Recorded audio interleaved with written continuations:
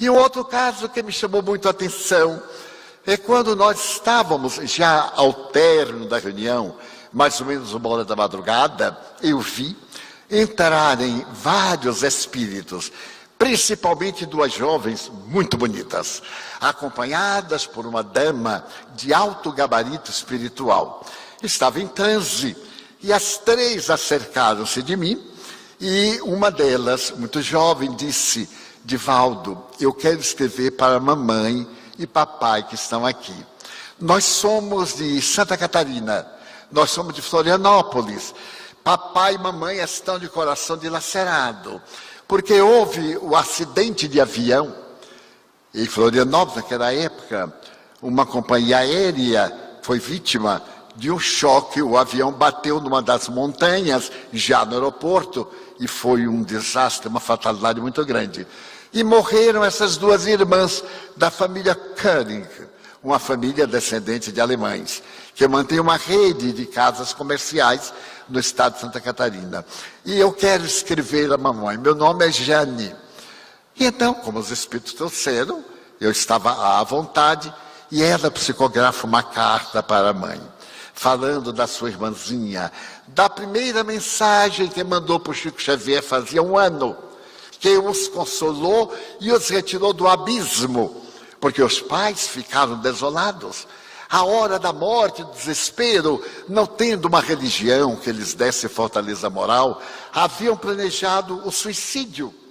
Mas visitando o Chico Xavier, eventualmente veio uma mensagem com tanta identificação que era impossível não ser de um autor desencarnado. E os pais ficaram jubilosos, voltaram a Florianópolis muito bem, e agora retornam 1 ano depois, e através de uma pessoa que eles nunca viram a mim, nem nunca eu os vi, isso foi em 81, vem novamente a filha e confirma com novos dados, novos familiares desencarnados, novos amigos da família que se ligou a eles depois da morte que ela não havia conhecido na Terra, para demonstrar o amor, mamãe. O amor permanece e nos vincula. O Espiritismo nos dá este vínculo de que a morte não interrompe a vida. Morrer não é a etapa final do processo orgânico. É uma interrupção momentânea. Tem as suas raízes em existências passadas. Nós 2 mesmos não tivemos a honra de continuar na condição de filhas de vocês. Então procurem 2 crianças órfãs, substitua-nos pelo carinho dedicado a essas crianças. A família mais tarde se encarregaria de educar várias crianças em homenagem à filha. As 2 filhas era o amor que continuava. Posteriormente, convidaram-me para proferir algumas conferências em Florianópolis, sob a sua mensagem de ternura. E fomos conhecer a família, aquelas pessoas a quem se referiram, o seu namorado. A Jane estava noiva. E na carta refere seu namorado e conforta-o. E disse uma coisa que me sensibilizou muito. Liberava-o para se casar com outra. Imagine uma mulher liberar o namorado para casar com outra. Deus tenha misericórdia. É muito amor. Mas então eu me lembrei de algo muito curioso. Muitos anos antes, um rapaz de Belo Horizonte chamado Arnaldo Rocha havia ficado viúvo e era materialista. Um materialista terrível. E ficou ainda mais revoltado com a vida. Caminhava ele um dia pela rua da Bahia e de repente veio um senhor relativamente baixo, gordinho, e disse: Naldinho, eu quero falar com você. Arnaldo Rocha virou para ele e disse assim: ué, por que me chama Naldinho? Naldinho, eu sou Bebê, a namorada, a esposa que havia desencarnado. Eles viveram 11 meses, ela teve uma cardiopatia e desencarnou. Ele teve um choque, porque aquele homem gordinho, Chico Xavier já foi gordo, todo mundo já foi gordinho e agora é um desastre, a gente quer ser e não pode. Quanto mais quer ser, mais engorda. Quanto mais quer emagrecer, mais engorda o oposto. Ela o chamava Naldinho. Chico Xavier nunca ouvira, 10 horas da manhã, no meio da rua, vá a Pedro Leopoldo, que eu quero escrever para você. E ele foi.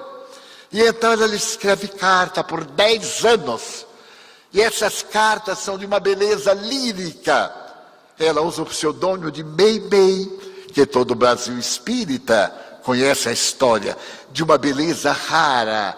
Toma conta de crianças recém-desencarnadas no mais além. E ele me contará depois, Divaldo, eu dizia, isto é um artifício. Eu sou materialista. Como é que Chico Xavier pode saber da minha intimidade de marido, da intimidade conjugal entre mim e minha mulher? E com o tempo ela foi amansando a fera. Sabe como são as mulheres? E colocou bem no jeito. Arnaldo tornou-se espírita. E veio trazer na literatura mediúnica 2 obras colossais. Porque ele criou uma sessão mediúnica na qual Chico Xavier recebia entidades. E naquele tempo surgiram os gravadores, a partir dos anos 50, e eles publicam 2 livros notáveis, trazendo mensagens de vários quilates do mundo além, vozes do grande além, instruções psicofônicas. E Meimei, por volta de 1956, ela estava escrevendo Arnaldo ao viúvo, e Emmanuel, o guia Xavier, de Chico Xavier, diz: Meimei, esta é a última carta que você faz ao seu marido. O amor continua no além, mas o casamento não. Você não vai ficar mandando mensagem de ternura a um homem no uso das suas funções. Você se o ama, você vai ceder o passo a outra e vai dizer a ele que não virá mais tão cedo se comunicar. E vai apresentá-lo à futura esposa. E ela então diz a Emmanuel: mas como? Eu vou oferecer meu ex-marido para alguém? Vai. Porque se você o ama, liberta-o, não o retém. Então, me contou Chico Xavier que ela ficou muito triste, porque repartir marido, mesmo do além, não é lá grande vantagem. Mas, por fim, ela fez uma carta linda que eu li. Diz assim: Naldinho, temos hoje tarefas diferentes que convergem para o bem. Você já teve outros afetos e eu vou lhe apresentar alguém. E eu vou dizer a este alguém: minha irmã, já que eu não tive a honra de continuar como sua esposa, eu lhe empresto meu marido para você tomar conta, até ele desencarnar e naturalmente voltar para os meus braços. Porque a mulher assim é generosa. Ela reparte naturalmente um pouco. E se deu exatamente o contrário. Porque Arnaldo dizia: eu não me casarei nunca mais. Quando alguém diz assim, não me casarei nunca mais, é até aparecer. Na hora que aparece, casa, recasa, tricasa, casa várias vezes.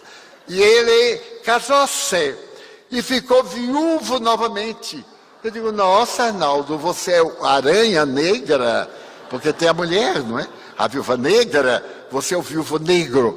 E casou-se pela 3ª vez e ficou triviúvo. E Deus o desencarnou logo antes de se casasse novamente, porque o homem era um perigo. E eu agora fiquei perguntando o que é que Meimei fez no além para poder enfrentar 2 outras coleguinhas, porque uma vai lá, mais 2, e 3 enfrentando o mesmo cidadão. Deve ter sido difícil. O amor continua, porque esse amor é a alma da vida.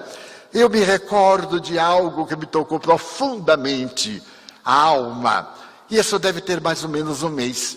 Eu estava meditando, quando um espírito me apareceu e me contou a sua história. Eu narrei essa história há poucos dias. Foi muito curioso, porque esse espírito foi de um campo de concentração nazista.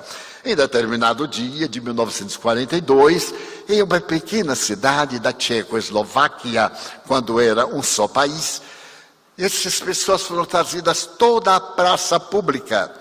Mais de 300 pessoas, eram todos judeus. A aldeia era hebraica. E foram atirados a um trem e levados da Tchecoslováquia a Berlim. foram levados num trem de gado, numa imundícia, numa promiscuidade, milhares de pessoas naqueles vagões de carga animal. E quando chegaram a Berlim, foram diretamente para o campo de concentração de Dachau, já agora na região da Alemanha. E um rapaz, seus irmãos, sua mãe e duas irmãs, quando eles chegaram para a fila, chegaram ultrajados, altas horas da madrugada, imundos, esfaimados, 2 dias e 2 noites de viagem de trem, sem parar. Então começou a seleção. E a mãe dele foi logo colocada na fila da esquerda. As duas irmãs iam diretamente para a câmara de gás, pelo fato de serem mulheres. Mulheres, crianças, idosos, doentes, não eram sequer julgados. E ele, que tinha 12 anos, ficou apavorado. Porém, um dos seus irmãos mais velhos disse para ele: Klaus, quando perguntarem o seu nome e a sua idade, você diga Klaus, 16 anos. Porque a partir de 16 anos nós ficamos como escravos, vamos para os trabalhos forçados. E o rapagote ficou desesperado, vendo sua mãe marchar para a câmara de gás. E ele então correu para abraçá-la e ela o empurrou. Seu depoimento verbal, ela o empurrou: volte, vá para sua filha. E ele notou que ela estava chorando. Ela sabia que ia morrer e queria salvá-lo. Ele volta, os irmãos seguram e vem o guarda da Gestapo e pergunta nome e idade. Klaus, 16 anos. Então jogam-no à direita. E aí ele vai levado para um campo de trabalhos forçados. Passam os anos. Ele vai mudando de campo para campo, até chegar a Auschwitz, o pior campo na Polônia. Somente esse campo matou mais de 1 milhão de pessoas, não só judeus. Judeus homossexuais, ciganos, de outras raças. Qualquer pessoa que não fosse germânica e não tivesse a licença, era pegada na rua e era assassinada vilmente pelo nazismo. Então, ele, certo dia, emagrecido, estava agora com 16 anos, de fato. Passasse 4 anos, ele foi sobrevivendo. Os seus irmãos foram mandados para outros campos. E estava ele pensando em jogar-se na rede de arame farpado, eletrocutar-se. E estava pensando na sua mãe, e chorava, esfaimado que não podia respirar. E quando ele passava na grade, do lado de fora, tinha uma menina comendo uma maçã. Era uma menina ruiva, mais ou menos da sua idade, comendo uma maçã. Ele então olhou para a maçã, olhou, porque estava a ponto de morrer. Ela falava hebraico e alemão. Primeiro perguntou em alemão se ele estava com fome. Ela estava do outro lado. Ele balançou a cabeça. E ela então jogou o resto da maçã. Ele pegou e comeu a maçã. E ela disse: amanhã, neste horário eu volto. Ele achou que era alucinação, que era o delírio da fome. No dia seguinte, mais ou menos entre 9 e 10 horas, ele voltou cambaleante, nos trapos, e passou perto, lá estava a menina, agora com a maçã inteira, e jogou-a, e ele agradeceu. Isto aconteceu durante 1 mês. Por fim, ele soube que no dia seguinte ia morrer. Era 1945. Não tinha escapatória. Ele ia para a chamada e aí lembrou-se da moça da maçã, que todo dia vinha, mais ou menos às 10 horas da manhã. Muito comovido, ele se dirigiu, na véspera, até o campo, a cerca, e lá estava ela. Ela jogou a maçã e disse: amanhã. Ele disse: não, amanhã não volte, eu vou ser transferido de campo. Não falou com ela que ia morrer. Vou ser transferido de campo, então não volte mais. Muito obrigado, adeus. Ela então olhou bem para ele e lhe disse: Alf, é assim, adeus. Abaixou a cabeça a ela e saiu chorando. Ele então notou que a amava, bom, ou necessitava dela. Muito difícil. Eram sentimentos controvertidos. Ele agora já amava também a vida. Apesar daquela situação deplorável, ele queria viver para vê-la. Não tanto para comer a maçã, para vê-la. E no dia seguinte, às 9 horas, ele começou a se preparar para a chamada final. Havia pouco menos de 800 pessoas ali no campo, em Dachau. Então, ele se levanta, todo trapos, e houve uma zoada incomum. A torre onde está a metralhadora começa a badalar um sino. E então os alto-falantes começam a gritar: o campo está livre. Os russos haviam chegado e conquistaram o campo. Os nazistas fugiram. E as pessoas que estavam soterradas nas privadas, em buracos feitos dentro das câmeras, começaram a sair verdadeiros cadáveres.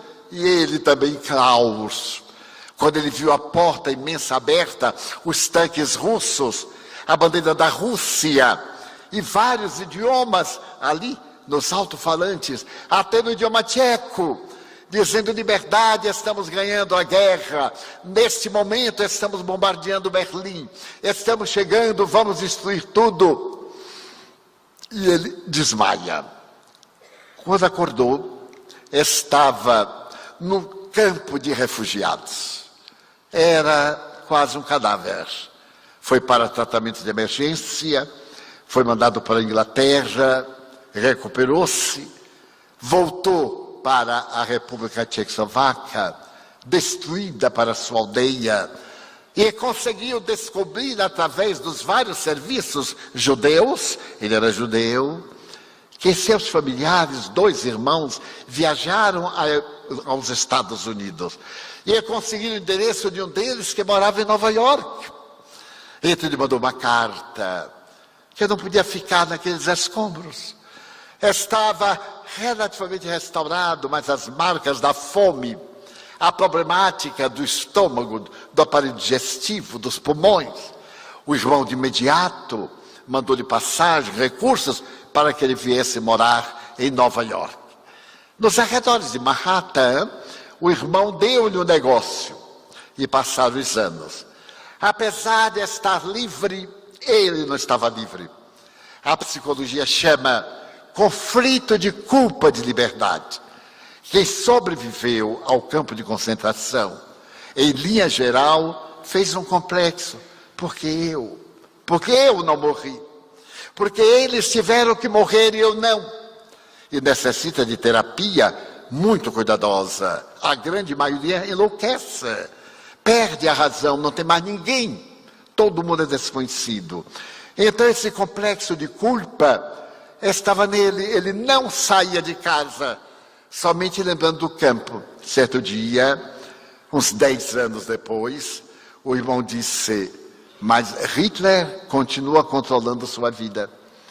Você não venceu. Você ainda está preso nos diversos campos. A sua mente está presa, a sua mente, sua ideia.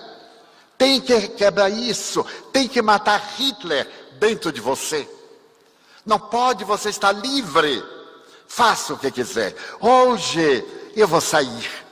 Arranjei uma namorada. E a minha namorada disse que não vai sair sozinha. Só pode sair com uma companheira. Naquele tempo em que a mulher tinha muito preconceito. Imagina em Nova York a mulher sair sozinha. Era um atrevimento nos anos 50. Então ela ia sair com uma companheira para irem à matinê. Hoje é tão interessante, eu tenho tanta pena daquele povo de 1950, tenho tanta peninha de mim, coitado, eu fui de 50. Pois bem, ele então disse: vou levar você, para pelo menos conversar com a moça. Eu acho que você não lembra mais que existe mulher, não, você vai. Fui eu que ele trouxe, você vai. Chegou na hora, botou aquele prisioneiro no carro, foi conversando. E ele viu as 2 jovens, a namorada do seu irmão e a outra, uma moça tímida, também com uns 30 anos, mais ou menos. Sentou-se atrás, foram ao cinema. Ele não podia dizer uma palavra, perdeu a facilidade de comunicação. Como está acontecendo agora conosco por causa desse bandido, todos nós vamos ficar mudos, porque o nosso jogo agora é o dedinho, e na hora de falar, falta a palavra. A gente pergunta aqui ao telefone, como é mesmo que eu devo dizer? Eu te amo. E aqui o Google é que vai dizer como é que fala. Muito bem. Depois do cinema, ela perguntou a ele assim, gostou do filme? E ele perguntou por sua vez, você fala Yiddish? Sim, eu sou judia. Ah, eu também sou judeu. Que coincidência. Você é judia de onde? Eu sou judia da Áustria. E você não foi ao campo de concentração? Não. Eu tive muita sorte, porque a minha mãe, antes de morrer, me entregou a uma família católica. E a família católica me mandou para Berlim, para uma família católica, como se eu fosse alemã. Como eu falo muito bem o alemão, é minha língua mãe, de qualquer forma. Então, arranjou documentos falsos. Mas interessante, quer dizer que você viveu em Berlim? É, vivi em Berlim, perto de um campo de concentração que tem lá em Dachau. Ah, você conheceu o campo de concentração? É, eu era uma menina, e um dia eu saí comendo uma maçã, e passei pelo campo horrorizada, de ver a fumaça queimando pessoas, é terrível o odor de carne humana queimada. Você viu? É, e aí passou um rapaz faimado, e eu joguei a minha maçã para ele. Não me diga. É, mas como é que você era? Ah, eu tinha o cabelo ruivo, mas aqui na América eu oxigenei. Naquele tempo era água oxigenada, né? Agora é tanta coisa que nós colocamos no cabelo, que ninguém sabe qual é a cor exata do cabelo de ninguém, nem do meu. Às vezes eu olho assim, digo assim, Divaldo, você tem 92 anos e que milagre o cabelo não embranquece. É por causa da mediunidade. Um dia me perguntaram, porque o povo adora saber, né? Divaldo, por que seu cabelo não embranquece? É por causa da mediunidade. Você, ah, é? Eu digo, é. Toda vez que ele vai embranquecendo, eu digo assim, Senhor, ele aí fica escuro de medo. Então, para ajudar, eu passo um shampoo masculino de 5 minutos, e aí ele mantém a cor até hoje. E a pessoa diz, mas é verdade? É verdade. E como é o nome do shampoo? Eu digo, não posso dizer. Há 2 segredos no Brasil. O shampoo de Sarney e de Silvio Santos. Não há quem descubra. E o número 3 é o meu. Então são métodos psíquicos. Muito bem. Ele disse, eu oxigenei. Ele disse, mas como é o seu nome? Ele disse, meu nome é Roma. Mas eu sou aquele rapaz, é soimado. Mas você é mesmo? Qual foi a última frase que eu lhe disse? Ela abaixou a cabeça. Na última vez, ele me disse que ia ser transferido para um outro campo. E o que é que você fez? Eu joguei a última maçã e saí chorando. E ele saiu de cabeça baixa. Mas não é possível. Aí a mãozinha logo funcionou. Eu amo você. E ela disse, também eu sempre amei você. Então vamos casar. Ela disse, assim? É, porque eu lhe amo desde aquela época. Já tem, o nosso noivado tem mais de 10 anos. Antigamente não precisava apresentar, não precisava nada. Amava depois. Ela disse, não, mas aqui na América é diferente. Eu vou lhe levar a minha família adotiva para ter o prazer, porque todos conhecem a história. E ele foi apresentado, casou-se, veio morar na Flórida, teve 2 filhos, desencarnou, deixou netos. E a sua história foi transformada numa película cinematográfica. Ele me contou, O Menino de Pijama, chama a película cinematográfica. E me contou a sua história desse amor que continua, esse amor vivo, vibrante, que uniu essas almas de uma maneira incomparável. Então, quando o amor é verdadeiro, nada nada o destrói, porque o amor é um vírus. Tem o vírus destrutivo e tem o vírus sublime do afeto. Ele nos dá vida, ele nos mantém, nos dá alegria de viver. Porque a vida sem amor, vamos utilizar de Viktor Frankl, o extraordinário psiquiatra, que também esteve no campo de concentração, e escreveu uma das mais belas biografias do século XX. O sentido da vida é a história desse psiquiatra que foi para o campo de concentração e se tornou um dos 3 maiores psiquiatras do mundo do século passado. Ele se tornou doutor honoris causa 10 vezes na América e falava imensos idiomas, inúmeros. Viktor Frankl criou uma doutrina. Qual é o sentido da sua vida? Porque uma vida que não tem sentido é uma vida vazia, é uma vida sem significado. E Carl Gustav Jung, o psiquiatra suíço, escreveu: uma vida vazia é uma vida sem sentido. É uma vida que não existe. E mais tarde Jung voltará a escrever: tu podes ser a pessoa mais erudita da Terra, ter cultura, ter estados acadêmicos, mas toda vez que estiveres diante de uma alma, tu estás diante de uma alma. Ama a essa alma. Isso é fundamental, é a questão da mensagem arquetípica do amor que vem de gerações transatas, desde quando nós éramos apenas instintos.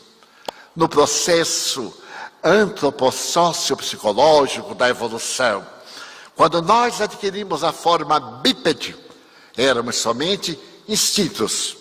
Aprendemos a falar com os pássaros, mas antes de aprendermos a falar, aprendemos a escrever. As escritas rupestres são anteriores à linguagem verbal, que nós aprendemos com os pássaros. Eles emitindo sons e nós emitindo guinchos, naquele Pithecanthropus erectus. E nesse momento nós apenas possuíamos 3 instintos básicos: comer, dormir, fazer sexo. Há muita gente que até hoje está aí parada. Come, dorme, faz sexo, está contente. Eu tenho um amigo que é tão engraçado. Ele é gordinho e está sempre rindo. Sempre me dá a sensação que ele está acabando de acordar, porque está com a bochechinha alegre, para como vai? Graças a Deus, acabo de comer. Então está feliz. Encontro mais tarde, olá, como vai? Morrendo de sono. É o segundo instinto. E de vez em quando digo: como é que vai a sua vida afetiva? Afetiva não, sexual. Tudo bem, tudo legal. Os 3 instintos. E então a antropologia diz que de repente, quando o nosso neocórtex, o terceiro cérebro, colocou-se sobre o cérebro mamífero, nosso queixo recuou, nossa fronte cresceu. E então veio aqui o neocórtex e a primeira emoção. A primeira emoção que nós tivemos foi o medo. Que coisa curiosa. Um dia o homem primitivo estava na caverna e estava acostumado na caverna. Era como um cão, um gato, um leão, uma cobra.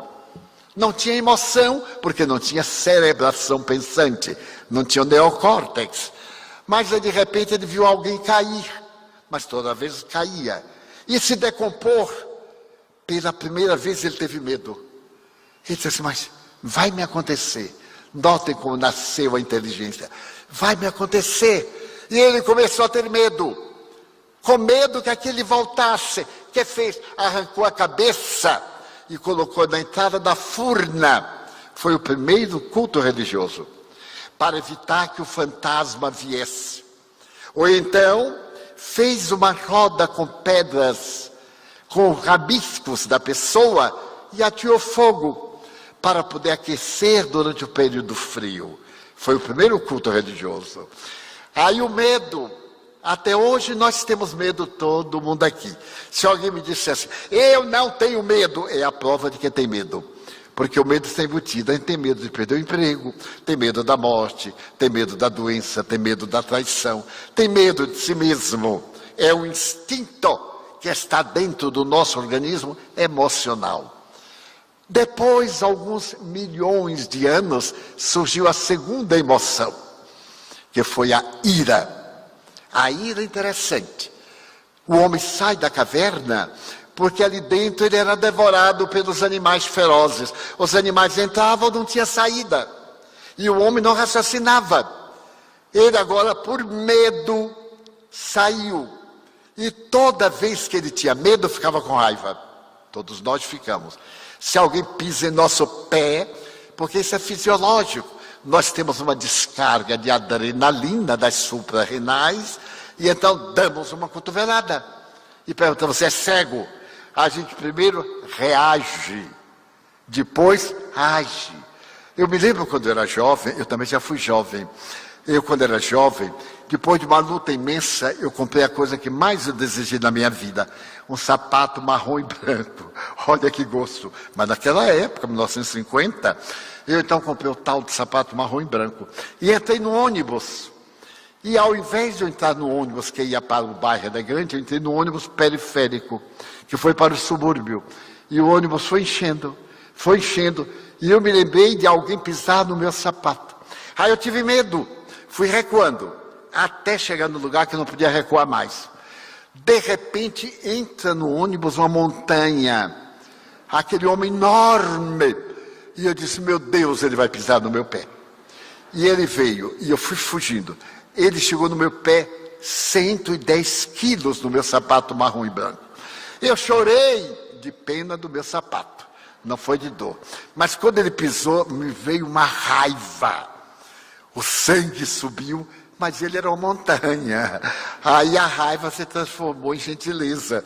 Eu toquei no ombro dele e disse, o senhor não está sentindo uma coisa mole embaixo do seu pé?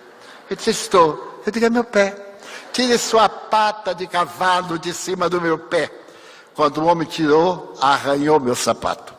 Mas eu tive uma ira. Eu desci, porque a minha coragem dentro do ônibus era relativa. Quando eu desci que o ônibus fechou a porta, eu tive uma coragem.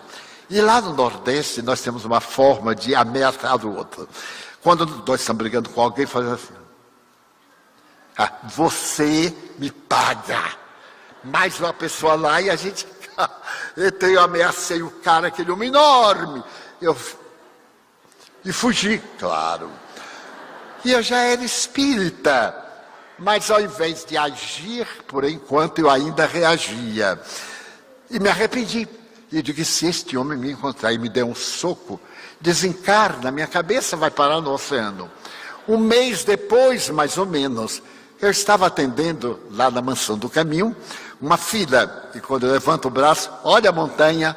Eu disse, meu Deus, ele descobriu onde eu moro e veio avaliar.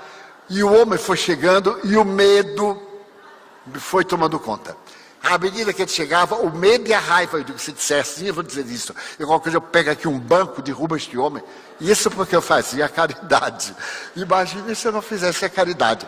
Mas é que a espírita tem raiva com amor evangélico. Então, com todo o amor evangélico, a gente tem raiva. O meu filho médico diz assim, tio, a gente põe o evangelho do lado, atua e depois volta para o evangelho. Então, foi muito interessante que ele foi chegando, eu já estava trêmulo. Quando ele chegou, eu era um rapagote de uns 25 anos. Ele disse assim, o senhor se chama Divaldo? Eu disse, chamo. E levantei a cabeça para ver se ele me conhecia. Ele disse, Divaldo, eu vim lhe pedir uma caridade. Eu digo, nossa, ele veio fazer uma caridade, porque se ele não me agredia, uma caridade. Eu disse, pois não, é que eu sou um brutamontes. A minha mulher está louca. O senhor imagine que ela foi tomada por uma força, vive amarrada. Eu já estive em candomblé, em centro espírita, em psiquiatra, em tudo. E não tem jeito. Eu tenho que sair para o trabalho, deixo minha mulher amarrada dentro do quarto, e no outro quarto meus 3 filhinhos. Eu ando provocando pessoas, porque eu sou das docas, eu carrego peso. E a vida para mim só tem sentido quando eu matar alguém, porque eu amo minha mulher.